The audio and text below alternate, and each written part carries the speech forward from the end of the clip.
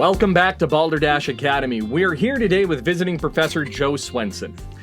In his own words, Joe is a smorgasbord of artistic endeavors. Ooh. Think of an artistic Renaissance man, less a guy with a sneeze guard.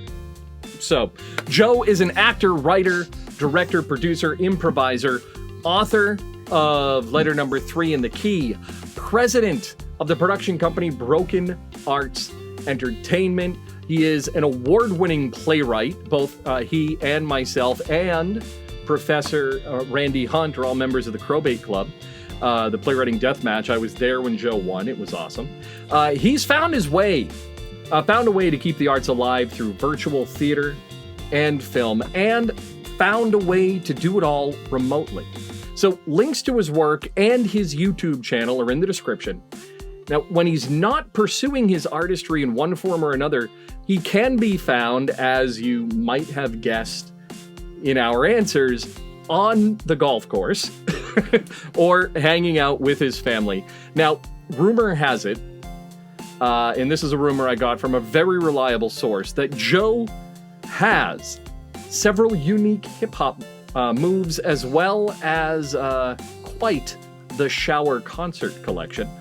A collection that ranges from musicals straight through to heavy metal. So, Joe, welcome to Balderdash Academy. Thank you. Glad to be here. Yeah. No, that's awesome. Yeah. Do it. I'm instigating. Show us your moves. All right. My most popular move, and the one my wife hates the most, is definitely the sprinkler. It's less hip hop, more just random bad dancing white guys. So yeah. Oh yeah, you got that down. Oh, you got that down. Yes. Yeah. Well done. Thank you. You're an expert, and your wife would know. And speaking of your wife, both you and your wife are very well known in the Portland theater community, both as director, as former presidents of arts organizations, as heads of children's theater. So when you look at a new project and when you go to take on a new project, what's your drive? Like, what are you focusing on when you start a new show or any artistic endeavor? Yeah. So for me, it's I'm driven by the word success, and I define success as growth. And when it comes to, so what's really great about starting a new project is there is a finite beginning and an end eventually that should be better than where you began. And so, and I root for growth when it comes to not just the artistry or the project, but also the individuality as well. So that's what I focus on, and that's why I love doing the children's theater, and even in the things that I'm doing right now with Quarantine 2038 and the series that's becoming. It's growth in the actors, growth in the characters, growth in our abilities as well, and what we are capable of, and learning all this new technology and all that stuff. So that's for me, that's what it's all about. It's all about the growth, and the goal is to be as great as possible, and we define that. It's usually a qualitative definition, and we get to define that as artists, whether you're the actor, whether you're the editor, the composer, whatever it is that's involved in our fun little schemes. That's for me, that's what drives me. Now, you've moved artistically onto Zoom and digital platforms. What are some of the challenges that you've found coming from the traditional stage into this virtual platform? So obviously the live chemistry is probably the biggest thing. And being able to create an environment or a world where two people might exist in the same place and have a similar, like for example, Divine Books, which since this is the future, came out in September. Yeah. Starring Hal Cohen, Zara Boss, and Michael Best. So Divine Books takes place in a bookstore, and we had to create the bookstore. We had to create the scenery to look similar enough. And so we have these 2 giant flats that we delivered to Hal's house in southernish Maine, and to Zara's house in the mid coast. So we had 2 different flats, and we still did it live-esque, but that was, so I'd say the challenge is really, is understanding where the limits might be, and then what we can do to push those limits and expand the limits and make it even better. Like Quarantine 2038, 3 months in, which came out, I guess, in November. That that it really expanded our device limits a lot. We went outside with some of our videotaping. And because everything takes place on devices anyway, and it's in the future, and it's in a quarantine, we're able to tell the story around all of that, utilizing the Zoom functionality. But there are finite limits. Like I can't bring the characters together in that story, which is, from a storytelling standpoint, creates an interesting challenge. But I would say overall, overall, it's that chemistry. So in order to find the chemistry, we shoot scenes multiple times, and in order to get it right, very much like you would do when you're filming. We don't have a lot of takes, not a lot of angles anyway. So it's just mostly this angle. Hey, look, it's my face, and here's my face again. But so that's I would say those are the most interesting challenges. Have you discovered anything during this time that you'll bring into whatever you may do once quarantine's over? Yes. First of all, I have absolutely fallen in love with filming. And Nate. Well, do you guys have an announcement to make tonight, or you're gonna wrap it later? I'm pretty sure. Sweet. Yeah. Do I get instigation points? Anyway. Sure, I'll give you 10 points. Yes. 10 points for Joe. Why not? So I would say, you know what? This was so fun. All of a sudden, I forgot what the actual question was. Can you repeat the question? So you things that you're bringing over post pandemic. One is filming, or you fallen in love with filming. So I've really fallen in love with filming. Like it's being able, first of all, from an acting standpoint, watching the actors grow within a scene as we do multiple takes, and they're showing their abilities to play to a camera is really neat. And some other things too. I mean, I took acting for the camera classes a million years ago when I lived in North Carolina. And one of the things that I love teaching is how important it is to be more subtle in your body movement, in your facial expressions, all that stuff that you typically, which is completely against any theater teachings or improv, right? Yeah. Exactly. Good faces, guys. I'm really bad at minimal. I'm really bad at it. Which is great for theater, but for our time right now and the way things are right now, it's teaching how subtle it is. Like I'll give you a great example. Jack Davis, who plays Stefan the Kid Cheyenne in Quarantine 2038, 3 months in, he's super energy and he's all over the place, and having him bottle that energy and really just put it in his eyes is been fun to teach. And everybody's been so coachable, and he's so coachable, and I'm sure you guys will love it, but he's just watching him take it in. So cool. That training at least that forces him to focus on something, which no doubt adds an extra layer of tension to his performance, because he's probably hypercritical and hyper aware in the process. Right.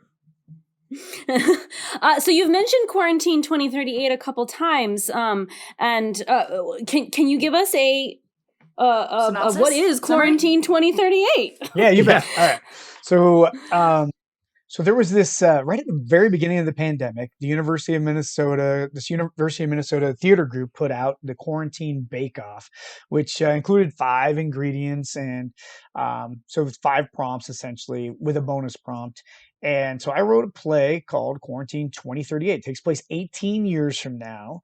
It's between 2 teenagers that are trying to figure out their relationship. So there's a little awkwardness in it.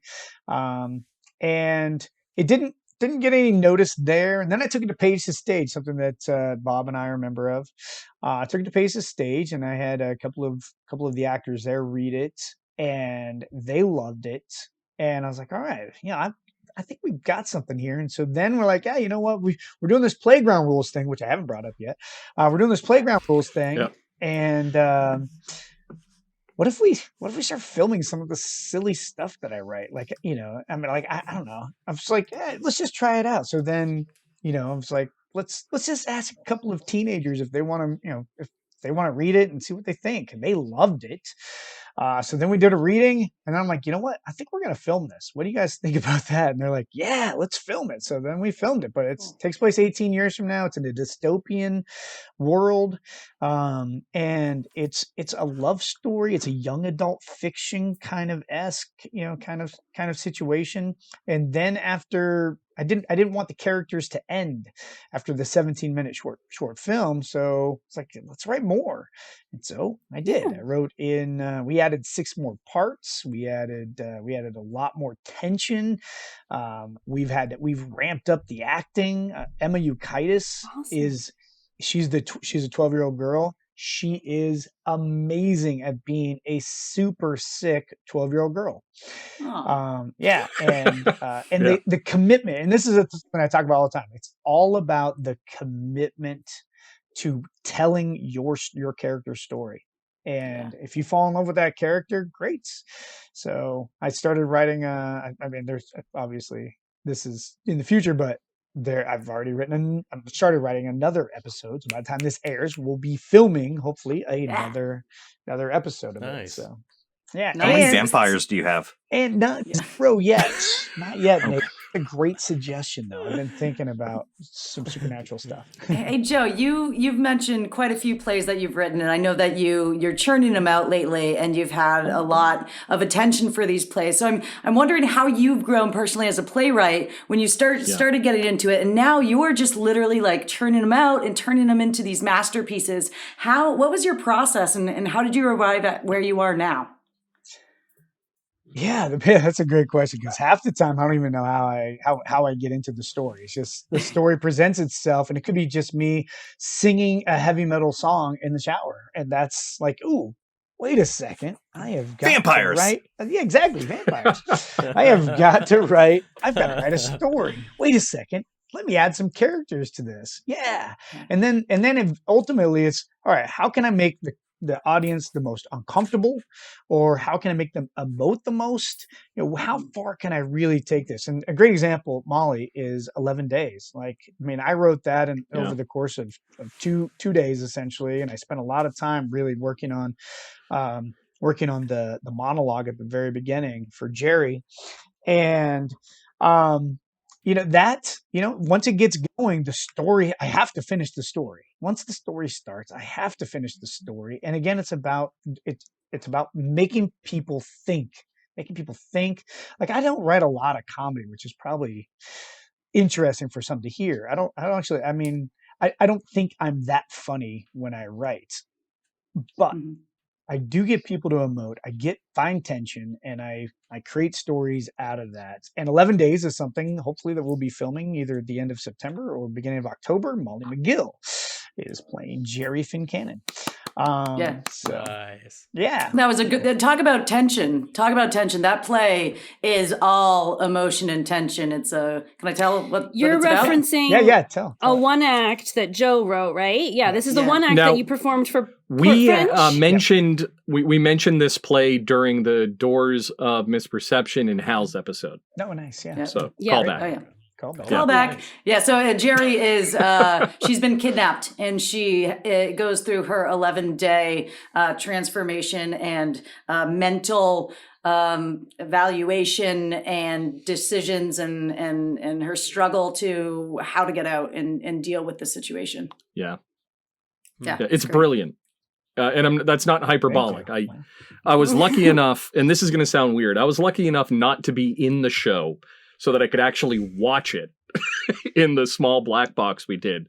And it had the tension, it had the heart, it had that real Vampires. hard quality that you get in plays that make you sympathize with a bad guy partway through.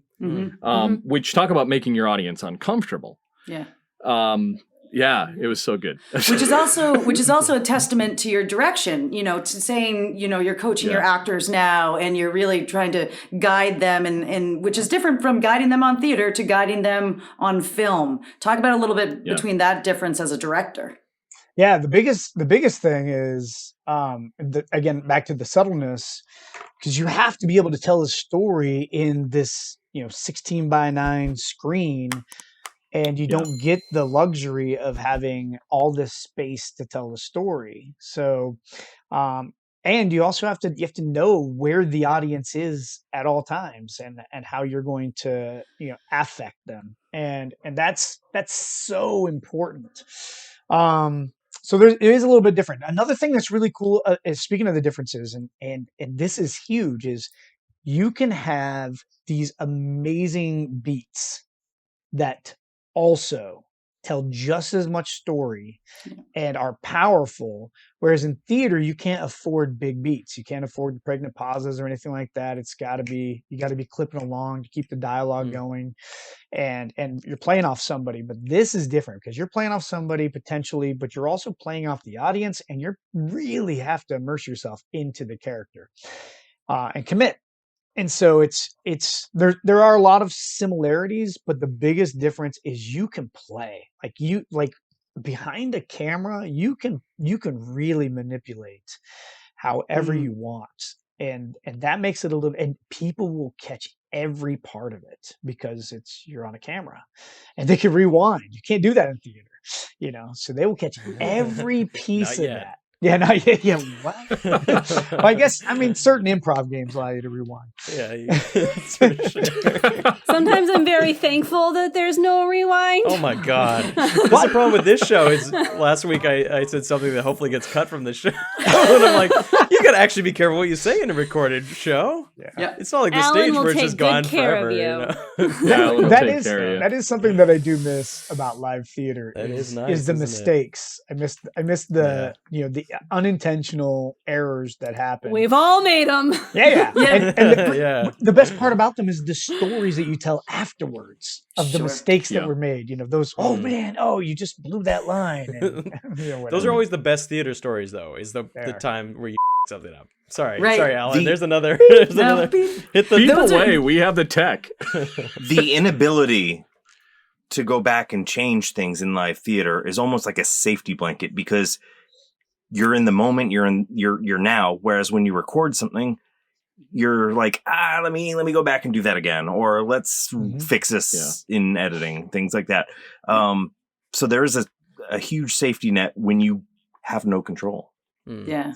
I was going to say, Joe, building off of, loving making the mistakes, the best part that I feel about making the mistakes is how your fellow actors come in to pick you up and save you and rewrite the scene so that it gets back on course, even though you might have made a really big up. One of my favorite flub ups. That was good. One of my favorite flub ups of all time was. You're gonna get bleeped anyway. Sorry, Joe. You should. You are. I was in A Few Good Men, and our Colonel Jessup was, the line is, every day I sit 3 miles away from 7,000 Cubans who are trained to kill us. But every single night, our Colonel Jessup delivered the line this way: every day I sit and eat breakfast 7,000 miles away from 3 Cubans who are trained to kill us. Every single night. It's so much better though. And he I wonder what he was miles having for away. breakfast. He was so serious too. And he get off stage and he's like, what? And we're dying. Like we can't, Yeah. we're just Yeah. dying. And Totally. like every night, he's like, if do it again. Yes, you did it again. Yeah, you did. That's actually brilliant. I really like that. And in a month, it would be every day I eat 3 Cuban sandwiches 300 miles away from a breakfast that's trained to kill you. That's even better. That's It's even like better. basically 4 Yorkshire men. Just each time it just accelerates. For Yorkies. Right. Now, as our viewers and listeners know, Zoom isn't, we film on Zoom. Zoom isn't real time. We are all, and depending on the connection and the audio, what you're saying could be up to 2 seconds or more out of sync. You saw it when Marie and I were trying to talk at the same time, or when Molly was trying to get it out and Nate went. We physically can't hear it. So, what do you do to overcome that lag within the program? Yeah, that's a great question. Ironically, as you did that, my internet cut out, so you guys all froze. How funny is that? You didn't. Wow, that's funny. You That's didn't. funny. All right, well, that's good news. That was so weird. Bob, what do you got going on over there? What kind of buttons you pushing? Yeah, I have a remote control that can control time. nice. So, oh, that's cool. yeah, it's the reason why March felt like 14 years. Yeah. That's It why. did. That's Couldn't why. figure it out. To answer the question though, because we put everything through editing, instead what we do is we create gaps. So in the dialogue. So while there are some techniques where you actually record the voice separately of the video, kind of like what we're doing here with Balderdash Academy. But what I choose to do is I choose to go for gaps, and then we just splice everything together in editing instead. So it's like old school slice and splice. exactly, that's exactly what Yeah. we're doing, and it's great, especially for the kids, because the kids want to jump in and talk over each other, so it's forcing them to be in control. With playground rules, we had a lot of that, where they would just do, hey, let's go line and line and line and line and line, because that's what they've been trained to do in theater, and I totally get it. And so kind of untraining that and saying, hey, we have to be intentful, and then also focusing on specific words, and that instead of trailing off to be cut off and waiting till you're cut off, it's you just end when the dialogue Finish. ends. Yeah, exactly. And when Sure. the dialogue ends, so Yeah. we will edit that in. We'll create magic is what we call it. So That works. And we're going to create magic now. So join us as we return for our Steam Pop Quiz and Lie again. Only on Balderdash Academy. Go Dashers! For complete episodes and more, visit us at balderdashacademy.com. Is Molly lying to everyone again? Or is she actually telling the truth? It seems like the team is 3,000 feet up in the air with what they think. Why not grab your friend, gently, and find out on the next episode of Balderdash Academy. Thank you for watching. Remember to like, subscribe, and hit that bell icon. You can find us on your favorite podcast service as Balderdash Academy.